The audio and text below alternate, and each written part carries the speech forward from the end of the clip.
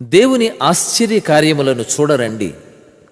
నరుల ఎడల ఆయన జరిగించు కార్యములను చూడగా ఆయన భీకరుడై ఉన్నాడు. మహిమ కలుగును గాక. చేరి వచ్చిన సంఘం అంతటికి యేసుక్రీస్తు ప్రభుల వారి పరిశుద్ధమైన నామంలో మీ అందరికీ నా శుభాభివందనాలు. అందరము కూడా 23వ కీర్తనను చదువుకుందాం.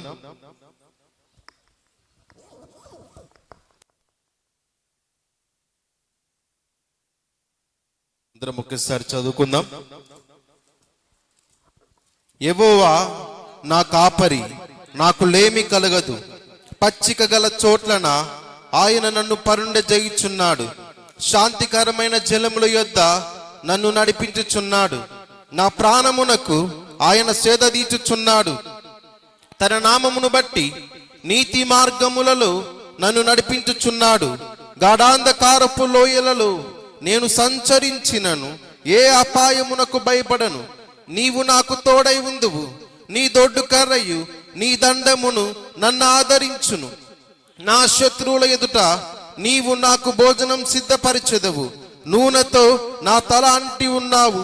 నా గిన్నె నిండి పొల్లుచున్నది. నేను బ్రతుకు దినములన్నీయు కృపాక్షేమములే నా వెంట వచ్చును. చిరకాలము యెహోవా మందిరములో నేను నివాసము చేసేదను. ఆమేన్, హల్లెలూయా. ఈ గృహంలో నివసించుచున్న వారిని దేవుడు దీవించును గాక. ఇది మొదలుకొని దేవుడు అష్టైశ్వర్యములు దయచేయును గాక. ఆయు ఆరోగ్యములు దయచేయును గాక. నెమ్మది, శాంతి, సమాధానములు దయచేయును గాక. ఈ నూతన గృహంలో దేవుడే నివసించి కుటుంబాన్ని ఆశీర్వదించును గాక.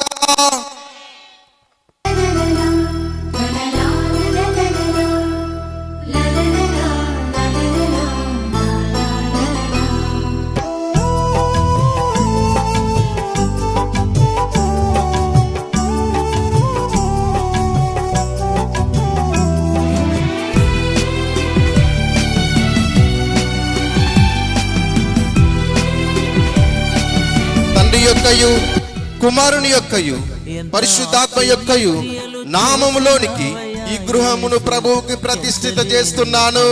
హల్లెలూయా.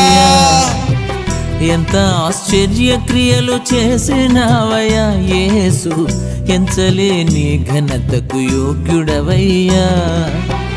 ఇంత కృప చూపించి ఇన్ని నాళ్ళు పోషించి, ఇంత కృప చూపించి ఇన్ని నాళ్ళు పోషించి, చింతలన్నీ తీర్చిన తండ్రి నీవయ్యా.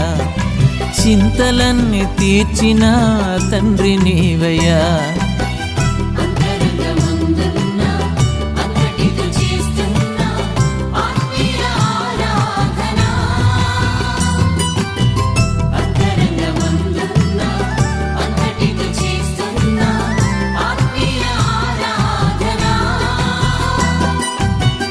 ఎంత ఆశ్చర్య క్రియలు చేసినావయ్యా యేసు, ఎంచలేని ఘనతకు యోగ్యుడవయ్యా.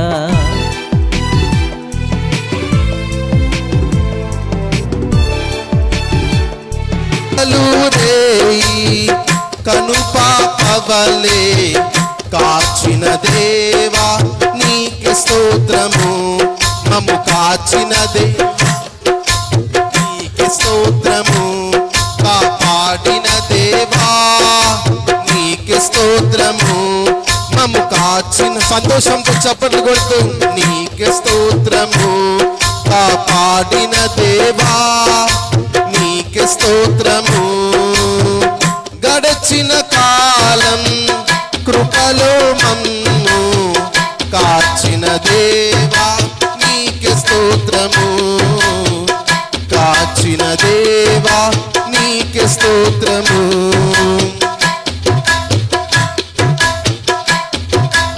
ప్రతి ఒక్కరు లోపలికి రండి. దేవుని బిడ్డలు అడుగుపెట్టి స్థలములో పరలోక దూతల సైన్య సమూహాన్ని దేవుడు మోహరింపచేస్తాడు. ఈ నూతనముగా నిర్మించిన ఈ గృహములో దేవుని బిడ్డలుగా మనమందరం అడుగుపెట్టి ఉండగా పరలోక దూతల సైన్య సమూహాన్ని దేవుడు మోహరింపజేసి ఉన్నాడు. ఈ గృహము చుట్టూ అగ్ని ప్రాకారాన్ని నుంచి దేవుని సన్నిధి ఈ గృహములో ఉంచి, ఈ గృహము ద్వారా దేవుడికి మహిమ, సంఘానికి ఆశీర్వాదం, అనేకులకు ఆశీర్వాదకరముగా ఈ కుటుంబం ఉండునట్లుగా మనందరం మొదటగా ప్రార్థన చేద్దాం. అందరము చేతులెత్తి, బయట ఎవరు ఉండకండి, ప్రార్థన చేద్దాం. ఈ కుటుంబాన్ని దేవుడు దీవించినట్లుగా, ఈ కుటుంబంలో దేవుడు చక్కటి ఆశీర్వాదకరమైనటువంటి వాతావరణాన్ని అనుగ్రహించినట్లుగా మొదటగా ప్రార్థనగా దేవునితో మాట్లాడడం. గృహ ప్రతిష్ఠత అవ్వగానే చేసే మొట్టమొదటి పని ప్రార్థన. మనందరం ప్రార్థిద్దాం. సకల ఆశీర్వాదములకు కారణభూతుడివైన నా ప్రియ పరలోకపు తండ్రి, నాగేంద్ర లతాలను ప్రేమించి మీరిచ్చిన ఈ గృహాన్ని బట్టి మీకు కృతజ్ఞతలు ప్రభా. బిడ్డలు ఎంతో కష్టపడి గృహాన్ని నిర్మించుకొని ఉండగా ప్రభా, వారి కష్టార్జితమును ఆశీర్వదించి ఇచ్చిన ఈ గృహమును బట్టి మీకు కృతజ్ఞతలయ్యా. నీ పిల్లలను నీవు చూచదవన్న వాగ్దానాన్ని తండ్రి వీరికి అనుగ్రహించి తండ్రి, ఈ గృహములో వారు తండ్రి బయటకు వెళ్ళినప్పుడు దీవించబడుదురుగాక, లోనికి వచ్చినప్పుడు దీవించబడుదురుగాక, వీరు చేస్తున్న ప్రతి పనిలో దీవెనలు పొందుకుందురుగాక. ఈ గృహములో కేవలము తండ్రి మీ సన్నిధి ఉంచండి అయ్యా. ఈ గృహానికి మీరు యజమానుడిగా ఉండండి అయ్యా. ఈ గృహములో ప్రభా ప్రతి పనిని ఆశీర్వదించి దీవించమని ఈ గృహ ప్రతిష్ఠత ప్రార్థన ప్రభా ఆరంభం నుంచి ముగింపు వరకు మీ పరిశుద్ధాత్మ ఏలుబడిలో నడిపించి మీరే మహిమ పొందమని ముందున్న సమయం అంతయు మీ హస్తాలకు సమర్పించుకుంటూ మా ప్రభువును రక్షకుడైన యేసుక్రీస్తు వారి శ్రేష్టమైన నామములు అడిగి వేడుకొనుచున్నాం మా ప్రియ పరలోకపు తండ్రి. ఆమేన్. కొంచెం అడ్జస్ట్ చేసుకొని అందరూ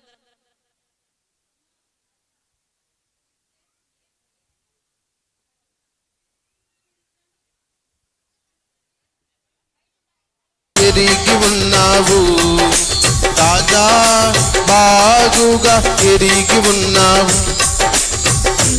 నన్ను చూచువాడా, నిత్యం కాచువాడా, నన్ను చూచువాడా, నిత్యం కాచువాడా. చప్పట్లు కొట్టు దేవుని మహింపరుద్దాం.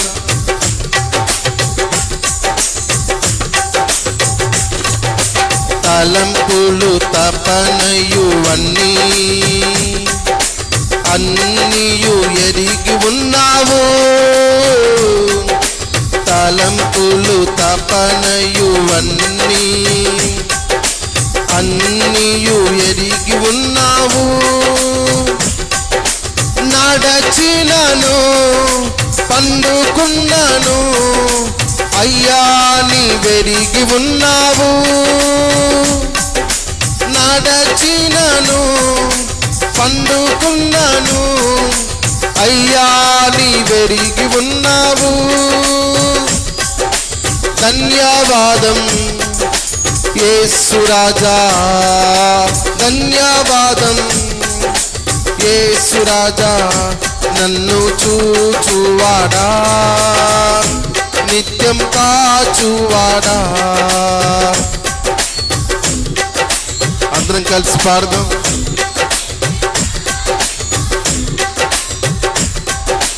పరిశోధించి తెలుసుకున్నావు, చుట్టూ నన్ను ఆవరించావు. పాడదాం. పరిశోధించి చుట్టూ నన్ను ఆవరించావు.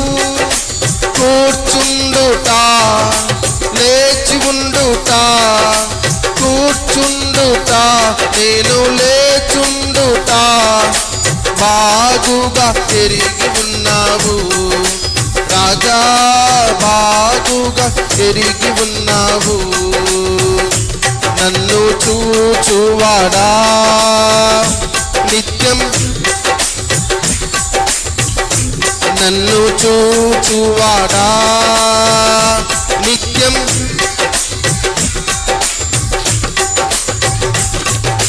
పిండమునై ఉండగా నీ కన్నులకు మరుగైనే ఉండలేదయ్యా.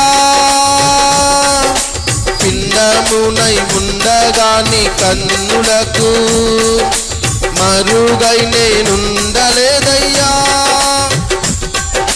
విచిత్రముగా నిర్మించితివి, ఆశ్చర్యము కలుగుచున్నది విచిత్రముగా, ఆశ్చర్యము కలుగుచున్నది. ధన్యవాదం యేసు రాజా,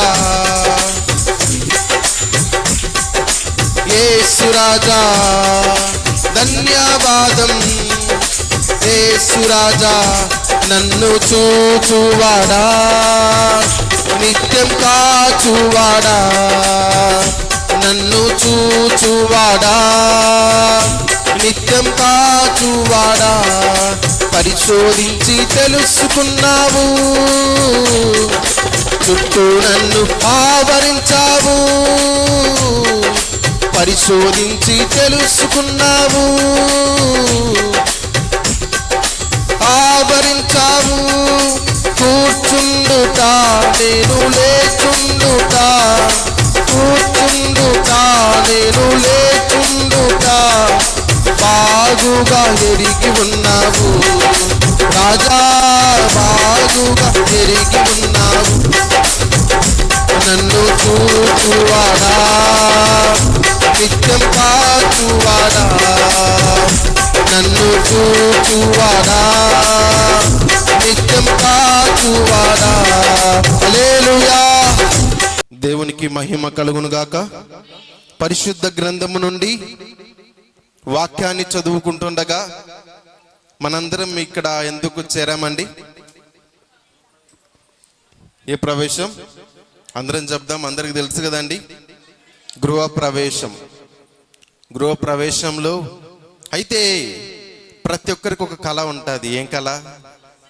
వాళ్ళు ఎటువంటి ఉద్యోగంలో ఉన్నా, వాళ్ళు గవర్నమెంట్ జాబ్ అయినా ప్రైవేట్ జాబ్ అయినా, అది ఎటువంటి ఎక్కువ జీతం వస్తా ఉన్నా తక్కువ వస్తా ఉన్నా కూడా ప్రతి వ్యక్తి కళ ఒక ఇల్లు కట్టబడాలి, వారికంటూ ఒక ఇల్లు ఉండాలి, ఆ ఇంటిలో కుటుంబం సంతోషంగా ఉండాలి అని ప్రతి ఒక్కరి కళ. అయితే ఇక్కడికి వచ్చిన వారందరూ ఒక విషయం గమనించండి. ఇక్కడికి వచ్చిన వారికి ఎవరికైనా ఇంతవరకు సొంత ఇల్లు లేదేమో, వారందరికీ కూడా దేవుడు సొంత ఇల్లు ఇవ్వబోతున్నాడు. ఇచ్చి ఈ విధంగా ప్రార్థన చేసే కృపను ఇచ్చి ఉన్నాడు. ఎందుకంటే వాక్యం సెలవిస్తా ఉన్నది, విశ్వసించిన వారు కలవర పడరు. వాక్యాన్ని నమ్మిన మనం, దేవుని నమ్మిన మనం ఏ విధంగా ఈ ఇంటిలో చేరి ప్రార్థన చేశామో మీ అందరి ఇంటిలో కూడా చేరి ప్రార్థన చేయబోతున్నాం. అయితే కొంతమందికి ఒక డౌట్ రావచ్చు, ఆల్రెడీ నాకు ఒక సొంతం ఇల్లు ఉంది కదండి, మళ్ళీ ప్రార్థన ఉండదా అని. దేవుని యందు భయభక్తులు కలిగిన వారికి దేవుడిచ్చే ఆశీర్వాదం ఏంటంటే అనేకమైన దీవెనలను ఇస్తాడు. ఒక ఇల్లు మాత్రమే కాదు, 2-3 ఇల్లులు కూడా దేవుడు ఇస్తాడు. అది దేవుని ఆశీర్వాదం. యెహోవా ఇచ్చే ఆశీర్వాదం ఎంతో గొప్పది. అయితే పరిశుద్ధ గ్రంథము నుండి 127వ కీర్తన మొదటి చరణం నుండి చదువుకుందాం. యెహోవా ఇల్లు కట్టించని ఎడల దాన్ని కట్టువారు ప్రయాసము. ఒక్కసారి ఇక్కడ ఆగుదామండి. యెహోవా ఇల్లు కట్టించని ఎడల దాన్ని కట్టువారి ప్రయాస వ్యర్థము. మనం గమనిస్తే చాలా మంది ఇల్లులు ప్రారంభిస్తారు, దాదాపు 2 సంవత్సరాలు 3 సంవత్సరాలైనా పూర్తి కాకపోవచ్చు. అయితే నేను మొన్న వచ్చి ప్రార్థన చేశాను, తల్లిగారు రామన్నారు. వచ్చి ప్రార్థన చేసిన తర్వాత మరలా వచ్చి పాలు పొంగించడానికి రామంటే ఏంటి అంత లోపల కట్టేశారా అని ఆశ్చర్యంగా వచ్చి చూస్తే తలుపులు పెట్టారు, పెయింట్ వేశారు, అంతా అయిపోయింది. నేను షాక్ అయిపోయాను. నేను వచ్చి 1 నెల కూడా కాలేదు, అంత లోపల కట్టేసి అంతా ముగించారు. నేను అప్పుడు అనుకున్నాను, చాలా మందికి కళ ఉంటుంది, వీరికి ఆ కళ త్వరలోనే నెరవేర్చబడినది. దేవునికి మహిమ కలుగును గాక. అయితే ఎవరు ఇక్కడ వచ్చిన వారందరూ గుర్తించాలి, ప్రతి ఒక్కరికి దేవుడిచ్చే ఆశీర్వాదం చాలా విలువైనది. మనం గమనిస్తే యెహోవా ఇల్లు కట్టించని ఎడల, ఆయన కట్టించకపోతే ఎంత ప్రయత్నించినా కొన్ని జరగవు. కానీ వీరు ఇల్లు కట్టబడాలని పని పూనుకున్నప్పుడు దేవుడు ఏం చేశారంట? ఆయనే కట్టించి పనిని పూర్తి చేశాడు. కొన్నిసార్లు మనకు బలము చాలకపోవచ్చు. మనం గమనిస్తే దావీదు గొలియాతు అనేటువంటి వారికి యుద్ధం జరుగుతున్న సమయంలో గొలియాతు బలం చాలా బలమైనది, దావీదు బలం చాలా తక్కువ. మనుషుల దృష్టిలో, దేవుని దృష్టిలో బలహీనముగా ఉన్నటువంటి దావీదు బలము గల వ్యక్తిగా దేవుని శక్తిని పొందుకొని బలముగా కనబడేటువంటి గొలియాతుని జయించిన తరువాత అందరన్నారు, మేము గొలియాతు బలం ఎక్కువ అనుకున్నాము, కానీ చిన్నగా ఉన్నా, వయసులో తక్కువగా ఉన్నా, చూడటానికి తక్కువగా ఉన్న దావీదు బలము గల గొలియాతుని జయించినట్టుగా దేవుడు మన పనిలో పని పూనుకున్నట్టయితే మనము ప్రారంభించిన పనిని దేవుడు పూర్తి చేస్తాడు. దేవునికి మహిమ కలుగును గాక. హల్లెలూయా.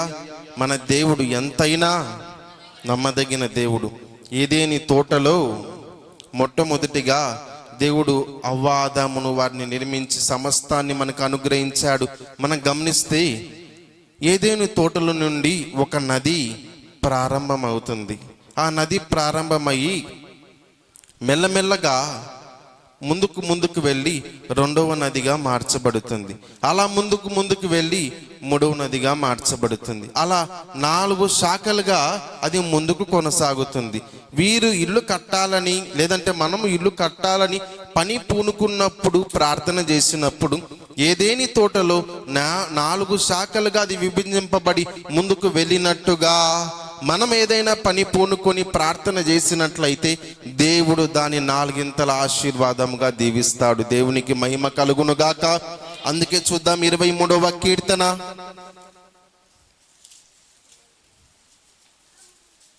ఒకసారి ఈ వచనం, ఈ యొక్క 23వ కీర్తన అందరం చదువుదామండి, ఒకే స్వరంతో చదువుదాం. యెహోవా నా కాపరి, నాకు లేమి కలగదు. పచ్చిక గల చోట ఆయన నన్ను పరుండజేయుచున్నాడు. శాంతికరమైన జలముల యొద్ద నన్ను నడిపించుచున్నాడు. నా ప్రాణమునకు ఆయన సేదదీచుచున్నాడు. తన నామమును బట్టి నీతి మార్గములలో నన్ను నడిపించుచున్నాడు. గాఢాంధకారపు లోయలలో నేను సంచరించినను ఏ అపాయమునకు భయపడను. నీవు నాకు తోడై ఉందువు. నీ దొడ్డు కర్రయు నీ దండము నన్ను ఆదరించును. నా శత్రువుల ఎదుట నీవు నాకు భోజనం సిద్ధపరచెదువు. నూనెతో నా తల అంటి ఉన్నావు. నా గిన్నె నిండి పొర్లుచున్నది. నేను బ్రతుకు దినములన్నీ కృపాక్షేమములే నా వెంట వచ్చును. చిరకాలము యెహోవా మందిరంలో నేను నివాసము చేసేదను. 23వ కీర్తన 6వ చరణంలో ఈ విధంగా ఉన్నది, నేను బ్రతుకు దినములన్నీ కృపాక్షేమములే నా వెంట వచ్చును. చిరకాలము యెహోవా మందిరంలో నేను నివాసము చేసేదను. ఆమేన్. మనం గమనిస్తే అందరి కోరిక ఇల్లు కట్టబడాలని, అయితే అందరి ఆశ ఏంటంటే కృపాక్షేమములు కావాలి అని కదండి. ఇల్లు కడతాము, ఇంటిలో సంతోషంగా ఉండాలి అని అందరూ అనుకుంటారు. దేవుడైతే కృపాక్షేమములు దయచేస్తాడు. మొదటి కీర్తన ఒకసారి మనం చదువుకుందాం. మొదటి కీర్తన 3వ చరణాన్ని చదువుకుందాం. అతడు నీటి కాలవల యొరన నాటబడినదై ఆకువాడక ఫలమిచ్చు చెట్టు వలె నుండును. అతడు చేయునదంతయు సఫలమగును. ఆమేన్. గమనించినట్లయితే నీటి కాలవల యొరన నాటబడినది. ఆ మొక్క, వాటికి ఎవరు పోయి నీళ్లు పోయనక్కరలేదు. అవసరమా అండి? నీటి కాలవల యొరన ఉన్నటువంటి ఆ మొక్కకి నీళ్లు పోయనక్కర్లేదు. ఆ యొక్క నీళ్ళలో ప్రవహించేటువంటి నీరు ఆ పక్కన ఉన్నటువంటి మొక్కకు నీళ్ళు, ఆ వేరుకు నీరుకు మంచి ఫెలోషిప్ సంబంధం ఉంటుంది. నీరు ప్రవహిస్తూ ఆ ఒడ్డు మీదనున్న మొక్కకు నీరు వెళ్ళి ఆశీర్వదింపబడినట్టుగా దేవునిని ఆనుకొని ఉన్న మనకు అటువంటి ఆశీర్వాదం దేవుడిస్తాడు, అటువంటి దీవెనను ఇస్తాడు. ఈ కుటుంబాన్ని దేవుడు దీవించునుగాక. నాగేంద్ర గారు మరియు లతమ్మ గారి కుటుంబానికి కావలసిన ప్రతి ఒక్క అవసరతలు అక్కలు దేవుడు తీర్చి ఆశీర్వదించునుగాక. ఈ కుటుంబంలో, ఈ గృహములో వారి కుటుంబం సంతోషముగా నెమ్మదిగా ఉండునుగాక. ఈ గృహము చుట్టూ దేవుని ఆశీర్వాదం, దేవుని కృప ఉండునుగాక. నీటి కాలువల యోరన నాటబడినటువంటి మొక్క ఏ విధంగా ఫలిస్తుందో ఆ విధంగా దేవుడి కుటుంబాన్ని దీవించునుగాక. ఈ వాక్యమును మన ఆత్మీయ మేలుకై దేవుడు దీవించి ఆశీర్వదించునుగాక. ఆమేన్. స్తోత్రం. ఇంతవరకు యెహోవా నా కాపరి, నాకు లేమి కలగదు. ఎవరు చెప్తున్నారు ఈ మాట? దావీదు చెప్తున్నాడు. గొర్రెల కాపరి అయిన దావీదును దేవుడు మహారాజును చేస్తే ఆ మహారాజు అయినటువంటి దావీదు చెబుతున్న మాట, నేను రాజును, రాజ్యముంది, సైన్యముంది, సింహాసనముంది, తిరుగులేదనట్లేదు. కానీ యెహోవా నా కాపరి, నాకు లేమి కలుగదు. ఈ గృహానికి దేవునిని కాపరిగా ఉంచుకొని ఆయన కాపుదలలో, భద్రతలో ఉన్నట్లయితే లేమి కలుగదు. ఈ మాటలు వింటున్న వారి జీవితంలో ఇన్ని దినములు మీ వెంట కష్టాలు, నష్టాలు, నిందలు, అవమానాలు వచ్చాయేమో, ఈ దినము నుండి వీరు ఏర్పాటు చేసిన ఈ ప్రార్థనకు వచ్చిన మీరు యెహోవాను కాపరిగా చేసుకోగలిగినట్లయితే మీ వెంట కృపాక్షేమాలను దేవుడు పంపించగలడు. కృపాక్షేమాలు నా వెంట వచ్చునుగాక. ఆమేన్. ఈ మాట చెప్పేవారముగా మనం ఉండాలి. కృపాక్షేమములు నా వెంట వచ్చునుగాక. ఆమేన్. మన ప్యాకెట్లో డబ్బులుంటే వెళ్ళి షాప్కి వెళ్ళి కావలసినవి ఎలా కొనుక్కోగలమో, యెహోవాను దేవుడిని కాపరిగా చేసుకున్న వారు చెప్పగలిగిన మాట, యెహోవా నా కాపరి, నాకు లేమి కలుగదు, నా వెంట కృపాక్షేమములు వచ్చునుగాక. ఆమేన్. దేవుడు కాపరిగా ఉండాలి అంటే ఈ కుటుంబానికి, ఇక్కడ ఉన్న మన అందరికీ దేవుడు యజమానుడిగా ఉండాలి అంటే మన ఇష్టం వచ్చినట్లు మనం ఉంటే ఉంటాడా? మన నచ్చినట్టు జీవిస్తే ఉంటాడా? ఎలా ఉండాలో ఒక్క మాట మనము చూద్దాం. ఉదయకాలమున చదివినటువంటి కీర్తన భాగము 15వ కీర్తన మనం అందరం ఓపెన్ చేద్దాం బైబిల్ గ్రంథాన్ని. ఇప్పుడు ఈ గృహంలో అడుగు పెట్టాము. ఈ గృహానికి రావాలి అంటే దారి తెలిస్తే వచ్చాం, అంతేనా? వీళ్ళు పిలిస్తే వచ్చాం. మరి దేవుని గృహములో మనం ఉండాలి అంటే, దేవుని గృహములో అడుగు పెట్టాలి అంటే మనం ఎలా ఉండాలి, ఏం చేయాలి, ఏమి చేయకూడదు? 15వ కీర్తన మొదటి చరణం, 2 చరణాలు మొదటగా చదువుదాం. యెహోవా నీ గుడారములో అతిథిగా ఉండదగిన వాడెవడు? నీ పరిశుద్ధ పర్వతము మీద నివసింపదగిన వాడెవడు? యథార్థమైన ప్రవర్తన కలిగి నీతిని అనుసరించుచు హృదయపూర్వకముగా నిజము పలుకువాడే. ఆమేన్. కొంచెం ఆగమ్మ.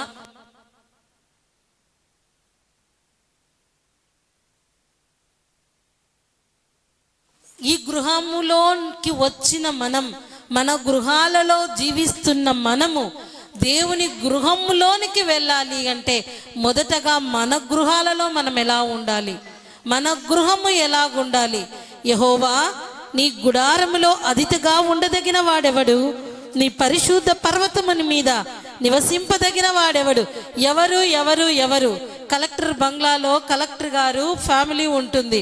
ఆయన కలెక్టర్ కాబట్టి ఆ బంగ్లాలో ఉండగలుగుతున్నాడు. ఎస్పీ బంగ్లాలో ఎస్పీ ఉంటారు. దేవుడి గృహములో, జీవము కలిగిన దేవుని గృహములో అతిథిగా, అతిథి అంటే ఆహ్వానించి చక్కగా ప్రేమించేటటువంటి ఒక అతిథిగా ఉండాలి అనే ఆశ మనకున్నట్లయితే మనం ఎలాగుండాలి అంటే చదువుదాం ఇప్పుడు 3వ. అట్టివాడు నాలుకతో కొండెమలాడుచు తన చెలికానికి అట్టివాడు నాలుకతో కొండెములాడడు, తన చెలికానికి కీడు చెయ్యడు, తన పొరుగువారి మీద నింద మోపడు. చూద్దాం ఇప్పుడు. నాలుకతో కొండెములాడకూడదు. ఉదయకాలమున ఆరాధనలో పాస్టర్ గారి ద్వారా వాక్యం విన్నాం. ఒక భర్త భార్యను అవమానకరముగా మాట్లాడిన విధానముకై ఆమె మనసు, హృదయము గాయపడి మనసు చెదరిపోయి మెంటల్ హాస్పిటల్లో ఆమె ఉంది. 3 బిడ్డలు తల్లి. ఆ పిల్లలను తను కనుక్కోలేక, తన తల్లిదండ్రులను గుర్తుపట్టలేక, మనోవ్యసనానికి బానిసై, మనోవ్యాధితో మరి మతిస్థిమితము లేని స్థితిలో ఉండటానికి కారణం మాటలు. అలాంటి మాటలు ఇక్కడ దేవుని గృహములో అతిథిగా ఉండగలిగిన వారు ఎలా ఉండాలి అంటే, అట్టి వాడు నాలుకతో కొండెములాడడు. నాలుక మాట్లాడడం చాలా ఈజీనే. నీ మాట ద్వారా ఇతరులు ఆదరించబడుతున్నారా? నీ మాటల ద్వారా గాయపరచబడుతున్నారా? మనస్సాక్షి కలిగి మనం మాట్లాడాలి. ఒకరితో మాట్లాడే ముందు, ఒకరిని అనే ముందు ఆలోచించాలి. కొండెములాడేవారిగా, అబద్ధములాడేవారిగా, ఇతరులను గాయపరిచేవారిగా ఎవరు ఉండకూడదు. అలాంటి వారు దేవుని గృహములో అతిథిగా ఉండలేరు. అలాంటి వారి గృహాలలో దేవుడు కాపరిగా ఉండడు. చాలా మంది జీవితాలలో ఆశీర్వాదాలు కోల్పోవడానికి కారణం నాలుకే. నాలుకతో జీవ మరణములు నాలుక వశం. జీవం పొందుకోవాలి అన్నా నీ మాట, మరణం పొందుకోవాలి అన్నా నీ మాట. ఇద్దరు భార్యాభర్తలు, కొత్తగా వివాహమైంది. కొత్తగా వివాహమైనటువంటి వారు పాస్టర్ గారి దగ్గరికి వెళ్ళి ప్రార్థన చేయించుకొని ఊరెళ్తున్నారు. మంచిదే కదా, ప్రార్థన చేయించుకోవడం మంచిదా కాదా? మందిరం దగ్గరికి వెళ్ళారు.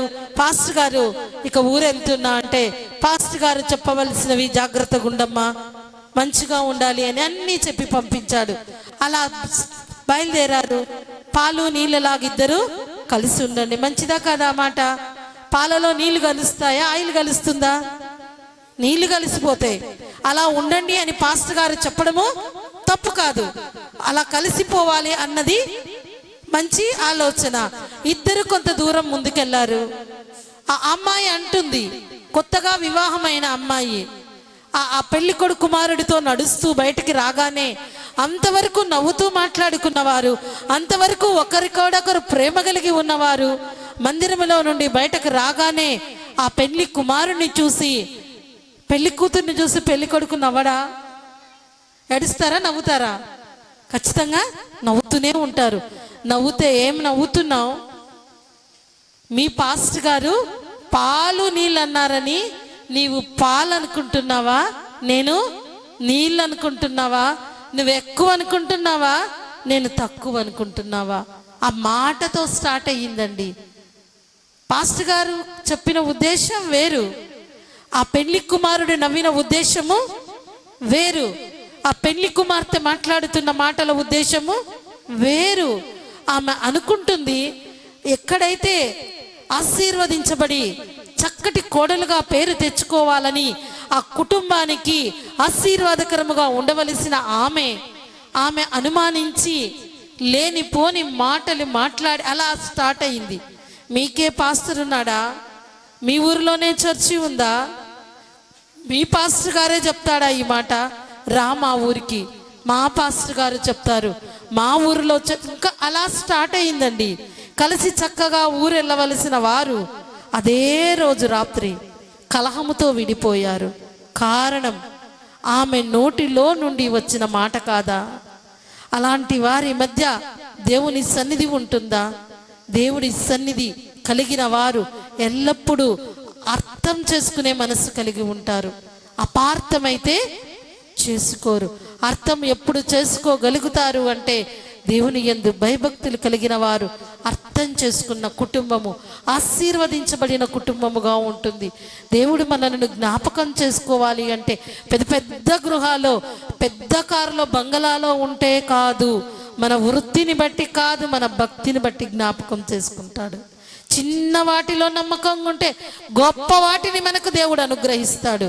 మరి ఈ యొక్క నాగేంద్ర లలితాల గృహ ప్రవేశానికి వచ్చిన మనందరము ఈ కుటుంబానికే దేవుడు అతిథి కాకుండా మనందరి గృహాలలో దేవుడి యొక్క సన్నిధి ఉండాలి అని ఆ దేవాది దేవుడు మనందరినీ ఇక్కడ జతపరిచి తన వాక్కు ద్వారా మాట్లాడుతూ మన గృహాలకు దేవుడు యజమానుడిగా ఉండడమే కాకుండా మనము ఆయన గృహములో అతిథిగా ఉండాలి అంటే ఏమి చెయ్యకూడదన్నది మాట్లాడుతున్నాడు.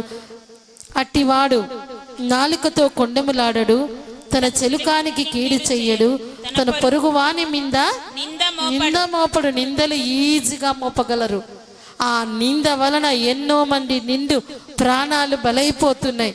ఆ నిందలు మోపటం ఉన్నట్లయితే దేవుని యొక్క గృహములో అతిథిగా ఉండలేరు. ఒకరిని ఇబ్బంది పెడుతూ, ఒకరిని బాధ పెడుతూ, ఒకరిని హింసిస్తూ నీ మాటల ద్వారా, నీ ఆలోచన ద్వారా అలా చేస్తే దేవుని సన్నిధిని నీవు కోల్పోతావు. దేవుడి సన్నిధి నీతో ఉండదు. నీ కుటుంబంలో ఆశీర్వాదాలు ఉండవు. ఈ కుటుంబం గురించి నేను చెప్పట్లేదు. ఈ మాటలు వింటున్న మనందరితో దేవుడు మాట్లాడుతున్నాడు. మనం ఎవరి మీద నిందలు మోపే వారముగా ఉండకూడదు. ఒకరిని అపార్థము చేసుకునే వారముగా మనము ఉండకూడదు. ఎవరికైనా మనము మేలు చేస్తే తిరిగి వాళ్ళు కీడు చేశారనుకో, వారిని బట్టి ఆలోచించకు. మేలు చేసి కీడు అనుభవించుట ఆశీర్వాదకరం. దేవుడిచ్చే ఆశీర్వాదం కావాలా? ఒక మనిషి మనల్ని పొగడడం అవసరమా? మనల్ని ఎవరు గుర్తించినా గుర్తించకపోయినా మనము మేలు చేసే మనసు కలిగి ఉంటే, మేలు పొందుకున్న వారు మనకు కీడు చేసినా, మేలు చేసి కీడు అనుభవించుట ఆశీర్వాదకరం. దేవుడు ఆశీర్వాదం కావాలి అనుకున్న మనము ఎవరు ఎన్ని మాటలన్నా స్పందించక ప్రభువును బట్టి స్తుతించే వారము ఉండాలి. కొంతమంది కొన్ని సహాయాలు అడిగినప్పుడు మరి ఎంతో పరిగెత్తి చేసినప్పుడు ఆ పని అయిపోయిన తర్వాత వాళ్ళు చెప్పే మాట, మాకు అదేమంత పెద్ద పని కాదులే, బాధేస్తుంది. రెండవదిగా ఎక్కడ మనకు గుర్తింపు వస్తుందో అని మనతో మాట్లాడడం మానేస్తారు. మూడవదిగా ఎవరైనా మీరు అంత వారికి సహాయం చేశారు కదా, ఎందుకు వారితో మీరు కలవడం లేదంటే వాళ్ళు మంచివారు కాదు అని నిందలు మోపుతారు. కొండములాడటము, తిరిగి మరచిపోవటము, మూడవదిగా నిందలు మోపటం. ఇలాంటి అనుభవంలో ఉన్న మనము చింతించిన అవసరం లేదు. అలాంటి వారి గురించి మనం ఆలోచించిన అవసరం లేదు. అనేకులకు సహాయము చేసే సహకారులుగా మనం ఉండాలి అంటే దేవుని సన్నిధి మనతో ఉండాలి. కింది వచనాన్ని చదువుదాం. అతని దృష్టికి నీచుడు అసహ్యుడు, అతడు యెహోవా యందు భయభక్తుల గల వారిని సన్మానించును. అతడు ప్రమాణము చేయగా నష్టము కలిగినను మాట తప్పడు. చాలు. నీచులు మరి అసహ్యమైన పనులు చేయవారిని ఆశ్రయించుకుంటారు. మరి దేవుని యొక్క పిల్లలను హత్తుకుంటారు. కొంతమంది ఎలా ఉంటారు అంటే, ఒక ప్రాబ్లం రాగానే, ఇద్దరి మధ్య గొడవ జరగగానే మరి ఆ గొడవ పడిన వారిలో ఒక్కరిని హత్తుకొని మిగతా వారిని టార్గెట్ చేయడం చేస్తారు. అది చాలా తప్పు. అలా చేయకూడదు. రెండవదిగా అట్లా ఉండకూడదు మన మనస్తత్వము. మనకి ఏం కావాలి అంటే, మన గృహానికి దేవుడు యజమానుడిగా ఉండాలి. దేవుడి గృహములో మనం అతిథిగా ఉండాలి. మన జీవిత కాలంలో ఇదే మనకు అవసరం, ఇదే మనకు కావలసింది, ఇదే మన యొక్క గురి అయి మనము జీవించాలి అంటే దీనికి తగినట్టుగా ఉండాలి. రెండవదిగా అతడు ప్రమాణము చేయగా నష్టము కలిగిన మాట తప్పడు. ఎన్నిసార్లు ప్రమాణం చేస్తుంటాం. ప్రతి ఒక్క ప్రార్థనలో ప్రమాణము చేసి దేవుడి సన్నిధిలో తీర్మానము చేసుకొని వాక్యాన్ని విని మనము ప్రభు సన్నిధిలో తీర్మానం చేస్తున్నాం. ఈ దినమున, ఈ యొక్క ప్రత్యేకమైన దినమున అతడు ప్రమాణము చేయగా నష్టము కలిగినను మాట తప్పడు. ప్రభువా, నా జీవిత కాలం అంతా ఉదయకాలమున పాట పాడుకున్నాం. ఏమని పాట పాడుకున్నాం ఆరాధనలో? మేలులు నీ మేలులు ఎప్పటి వరకు? మరి లతా నాగేంద్రాలను ప్రేమించి సంఘమంతా వచ్చారు. ఇల్లు ఓపెనింగ్ అయిపోయింది. తిరిగి ఈ రూట్లో ఎవరైనా వెళ్తా ఉంటే పట్టించుకోకుండా ప్రైజ్లాడు చెప్పకుండా ఉండగలుగుతారా? ఉండలేరు, ఉండకూడదు. దేవుని పిల్లలను గృహ ఓపెనింగ్కి ఎట్లా ఆహ్వానించారో ఎప్పుడూ అలాంటి మనసే కలిగి ఉండాలి. నా ప్రాణం ఉన్నంత వరకు నీవు చేసిన మేలులను మరచిపోనయా అని చెప్పేవారముగా ఉండే మనలో దేవుడు తన సన్నిధి ఉంచి అనేకులకు ఆశీర్వాదకరంగా ఉంచుతాడు. అతడు ప్రమాణము చేయగా నష్టము కలిగిన మాట తప్పడు. ఇక కింది వచనం. తన ద్రవ్యము వడ్డీకియ్యడు, నిరపరాధిని చెరుపుటకై లంచము పుచ్చుకొనడు. ఈ ప్రకారము చేయువాడు ఎన్నడను కదల్చబడడు. ఆమేన్. దేవుని పిల్లలు వడ్డీకి ఇవ్వకూడదు. పాశ్రమ ఇవి కానీ చెప్తుందా మా పర్సనల్ అంటే? అవును, వడ్డీకి ఇవ్వకూడదు. అది వాక్యం చెప్తుంది, నా మాట కాదు. కొన్ని సంవత్సరాల ముందు, ఒక 26 సంవత్సరాల ముందు ఒక పాస్టర్ గారు పాపం వడ్డీకి ఇవ్వకూడదు అంటే మేము వెళ్తున్నాం ఆ చర్చికి, 6 మంది లేచి వెళ్ళిపోయారండి. 3 రోజుల తర్వాత పాస్టర్ మీదకి వేరే వాళ్ళను పంపించారు రాళ్ళు వేయడానికి. ఆయన చెప్పిన సొంత మాట కాదు, ఇక్కడే ఉంది, ఇది నా సొంత మాట కాదు. దేవుని గృహములో అతిథిగా ఉండదగిన వాడు తన ద్రవ్యమును వడ్డీకి ఇవ్వకూడదు. నిరపరాధిని చెరుపుటకాయ లంచము. మరి ఎవరైనా మంచి వారిని ఇబ్బంది పెట్టడానికి లంచం ఇచ్చి వారిని ఇబ్బంది పెట్టించకూడదు, లంచం పుచ్చుకొని ఇబ్బంది పెట్టకూడదు. ఎవరంటే దేవుడు గృహములో ఉండాలి, నా దేవుడితో నేను జీవించాలి అనుకునే వారివి చేయకూడదు. డాక్టర్ దగ్గరికి వెళ్ళి జ్వరం వస్తూ ఉంటే తగ్గకుంటే డాక్టర్ తినద్దు అన్నవి తినరు, డాక్టర్ తినమన్నవి కష్టమైనా తింటారు. దేనికోసము? జ్వరం తగ్గడం కోసం. ఒక డాక్టర్ మాట వింటేనే నీ జ్వరం తగ్గి ఆరోగ్యం వస్తే. సర్వలోకనాథుడు, సర్వ సృష్టికర్త అయిన దేవుడు 100వ కీర్తనలో సెలవిచ్చినట్టుగా ఆయనే మనలను పుట్టించను, మనము ఆయన వారము, ఆయన ప్రజలము, ఆయన మేపు గొర్రెలము. ఆ దేవుని ప్రజగా ఉన్న మనము, ఆయన మేపు గొర్రెలుగా ఉన్న మనము ఆయన మాట విందాం. ఈ గృహానికి దేవుడు యజమానుడుగా ఉండును గాక. ఇక్కడ ప్రార్థనలో ఏకీభవిస్తున్న ప్రతి ఒక్కరి మన కుటుంబాలకు దేవుడే యజమానుడుగా ఉండును గాక. మనందరము దేవుని గృహములో అతిథులుగా ఉందుము గాక. తెలుసో తెలియకో ఈ దినం వరకు మాటిచ్చి తప్పావేమో, ఒప్పుకొని వదిలిపెట్టు. నీ ధనమును వడ్డీకిచ్చావేమో, ఒప్పుకొని వడిచిపెట్టు. అలాంటి పని చెయ్యకు. నిందలు వేసావేమో, సింపుల్. ఒకరిని ఒక మాట అనడం చాలా సింపుల్, కళ్ళతో చూసేవని నిజాలు కాదు. ఒకరిని టక్కన నిందించడం అన్నది కరెక్ట్ కానే కాదు. ఒక దృశ్యాన్ని చూసిన వెంటనే నీ మనసుకు తగినట్టు నువ్వు ప్లాన్ చేసుకోవడము తప్పు. నేను ఒక్క మాట చెప్పి ముగిస్తాను. ఎందుకంటే నరుల ఎడల ఆయన జరిగించు కార్యములను చూడగా ఆయన భీకరుడై ఉన్నాడు. 66వ కీర్తన 5వ చరణం.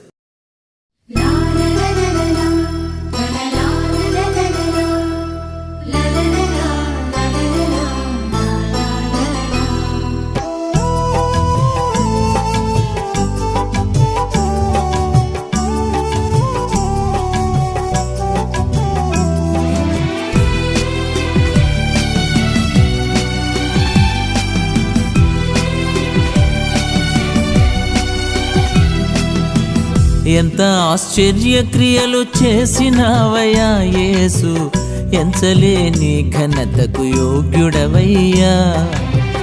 ఎంత ఆశ్చర్య క్రియలు చేసినావయ్యా యేసు, ఎంచలేని ఘనతకు యోగ్యుడవయ్యా. ఇంత కృప చూపించి ఇన్ని నాళ్ళు పోషించి, ఇంత కృప చూపించి ఇన్ని నాళ్ళు పోషించి, చింతలన్నీ తీర్చిన తండ్రి నీవయ్యా, చింతలన్నీ తీర్చిన తండ్రి నీవయ్యా.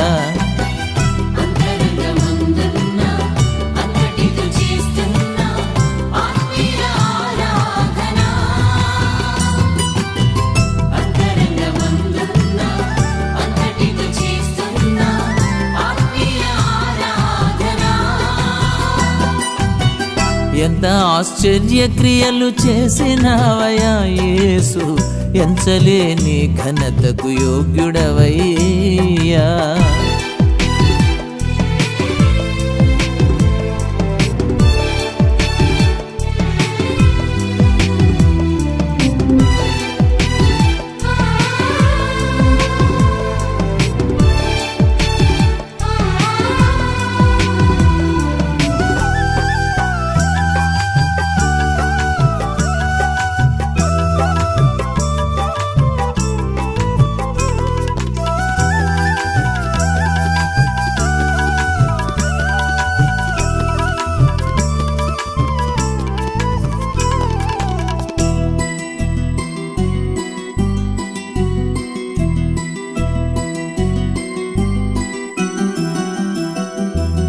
కరములు బలపరచి, అడుగులు స్థిరపరచి, మట్టి పాలు కాకుండా తప్పించావు.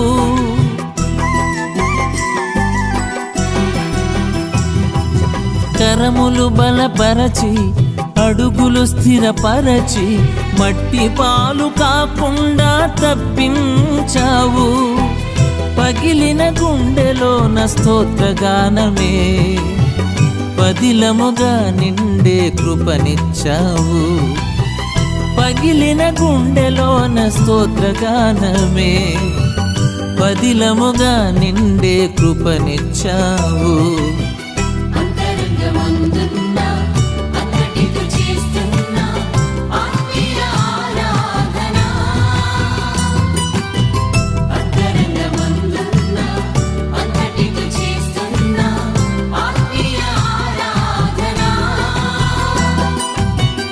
ఎంత ఆశ్చర్యక్రియలు చేసినావయ్యా యేసు, ఎంచలేని ఘనతకు యోగ్యుడవయ్యా.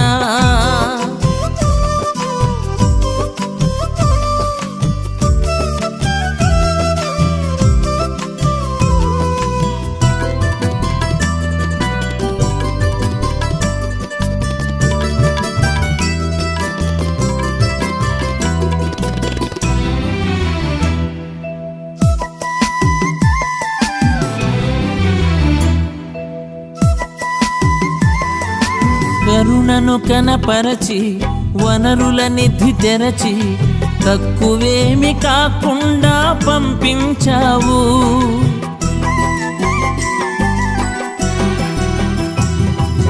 కరుణను కనపరచి వనరుల నిధి తెరచి తక్కువేమి కాకుండా పంపించావు.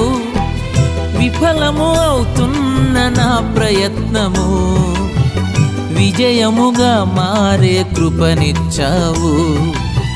విఫలము అవుతున్న నా ప్రయత్నము విజయముగా మారే కృపనిచ్చావు.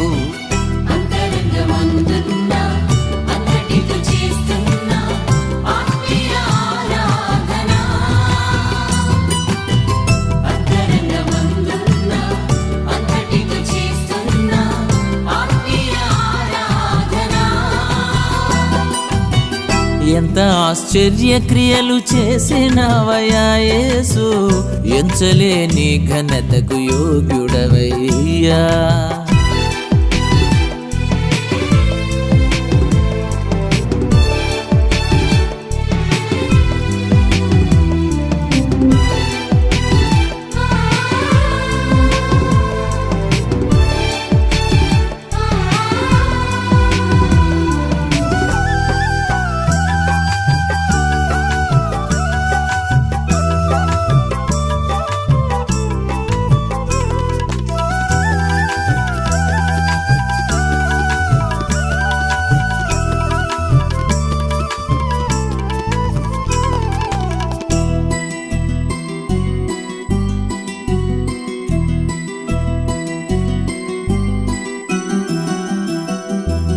తులువను ఘనపరచి ఫలములు వశపరచి హద్దులేమి లేకుండా హెచ్చించావు.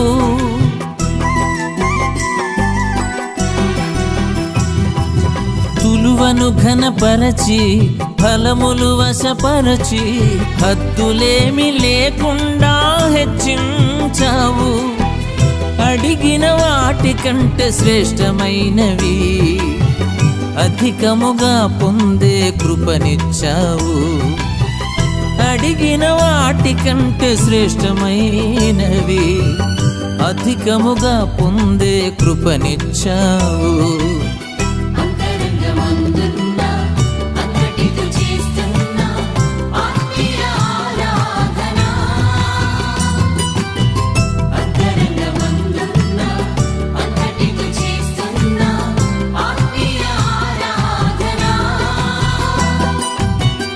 ఎంత ఆశ్చర్యక్రియలు చేసినావయ్యా యేసు, ఎంచలేని ఘనతకు యోగ్యుడవయ్యా. ఎంత ఆశ్చర్యక్రియలు చేసినావయ్యా యేసు, ఎంచలేని ఘనతకు యోగ్యుడవయ్యా. ఇంత కృప చూపించి ఇన్ని నాళ్ళు పోషించి, ఇంత కృప చూపించి ఇన్ని నాళ్ళు పోషించి చింతలన్నీ తీర్చిన తండ్రి నీవయ్యా, చింతలన్నీ తీర్చిన నా తండ్రి నీవయ్యా.